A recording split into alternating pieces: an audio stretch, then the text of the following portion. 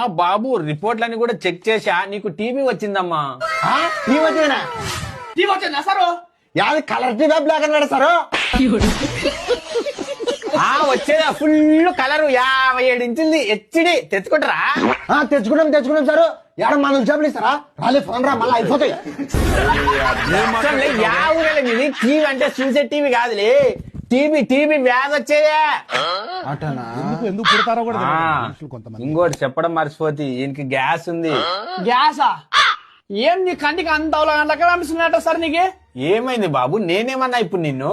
మరి లేకపోతే ఏమి, మా ఇంట్లో ఉండేది కట్టెల పొయ్యి. యా ఊరా మీది? ఎక్కడి నుంచి వచ్చారా ఎర్ర బస్ ఎక్కి? ఇదే ఇదేవడో మెంటల్ గాడు ఉన్నట్టు కొత్త డాక్టర్ కన్నా పాత పేషెంట్ మేలంట. మన ఊరు సింతనాయకాడికి పోతే యా రోగంకి యా గురిగా మింగ కరెక్ట్ చెప్తాడు. ఉలే ఇడు ఆ రేకుమాలు అమ్ముకునే మొత్తం రేకులు ఆ డబ్బాలు అమ్ముకున్నాడు. టీవ్ అంటాడు, గ్యాస్ అంటాడు, కొద్దిసేపు ఉంటే సిరిసి అంటాడు. ఏంది అవుల కొడుకులా? ఏంది ఏం మాట్లాడుతున్నారయ్యా మీరు?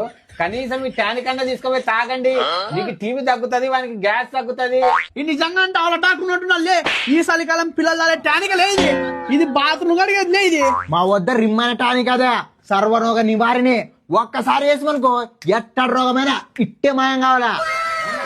ఇట్టారు సిల్లర్ టానిక్లు మనం వాడం, టాప్ బ్రాండ్ మాత్రమే వాడతాం. అంత పెద్ద బ్రాండ్ సిరప్ కొత్తగా వచ్చిందా ఎట్లా?